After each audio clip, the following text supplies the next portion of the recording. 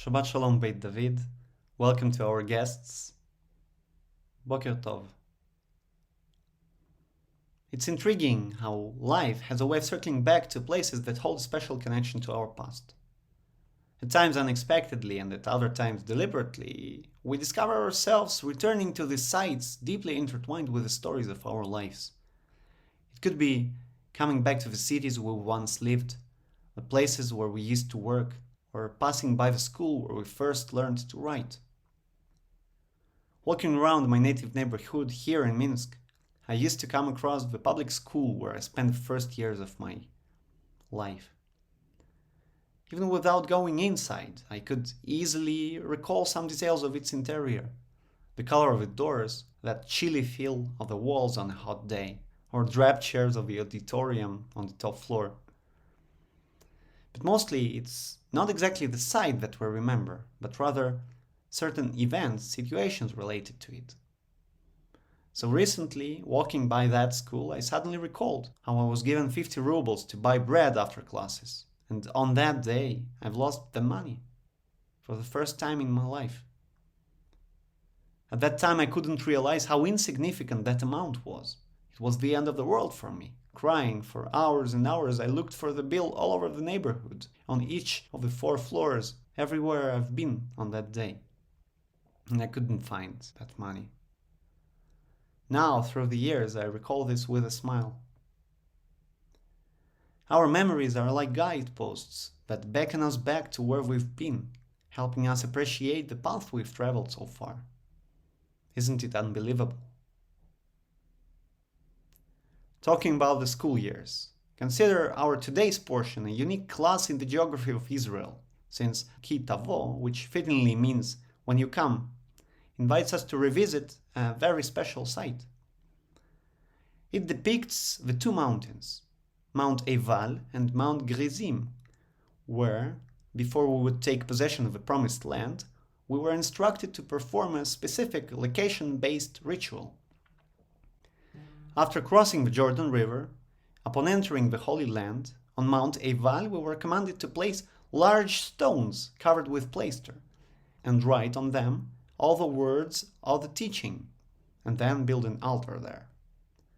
As we've read earlier in portion Re'eh over a month ago, Moses commanded us, "When the Lord your God brings you into the land that you are about to enter and possess, you shall pronounce the blessing at Mount Gerizim and the curse at Mount Eval." Since it was Joshua bin Nun who later fulfilled this will of Moshe, in the Tanakh, in the book of Joshua, we find further elaboration of this ritual.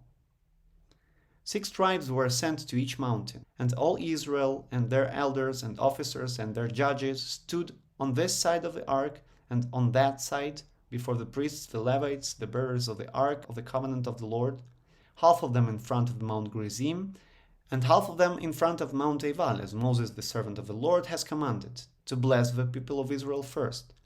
And afterward, Joshua read all the words of the law, the blessing and the curse, according to all that is written in the book of the Torah. Exactly these blessings and curses we find in our current Torah portion. This ritual appears the renewal of our covenant with God upon entering the land.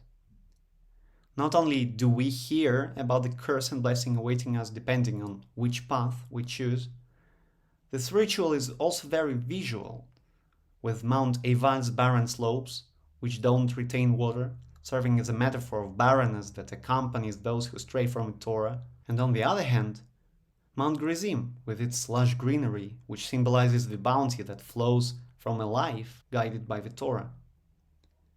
But the amazing symbolism of the biblical ritual geography doesn't end here, since exactly between the Mount Eval and Mount Gerizim lays the city of Shechem, today called Nablus.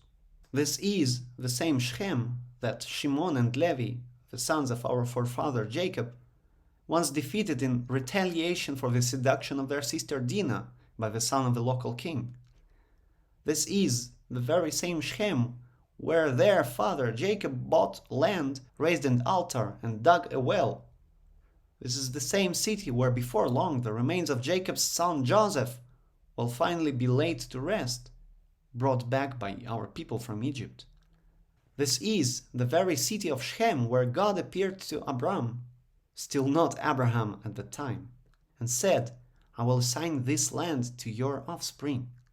And he built an altar there to God who had appeared to him. This is the place where the God's promise to Abram was given. I will make of you a great nation, and I will bless you. I will make your name great, and you shall be a blessing. I will bless those who bless you, and curse the one who curses you. And all the families of the earth shall bless themselves by you. How symbolic that the journey that lasted for many centuries actually brought our people back to the very beginning of the path. How wise that it is exactly there and then we were commanded to lay stones with all the words of the teaching written on them. It's as if we were nailing a huge mezuzah on a country, a material reminder of what is most important. Imagine what we were thinking back then, looking at the flourishing Mount Gerizim and hearing blessings, and seeing desolate Mount Ebal and hearing curses. Our life path has a property of bringing us back to special places, to events and lessons of the past. But it is so arranged from above that only when we come back with our present knowledge and experience we can truly assess the correctness of the decisions we've made then, to realize how much they influenced our life up to the present moment. This is exactly why Judaism and any other healthy spiritual practice teaches the concentration of the mind on the current moment. Because present always would remain the only moment when our free will is realized, when our choices determine the future of us and future generations, a blessing or a curse. So our sages teach in Pirkei Avot, mark well 3 things and you will not come into the power of sin. Know from where you come and where you are going, and before whom you are destined to give an account and reckoning. Shabbat Shalom.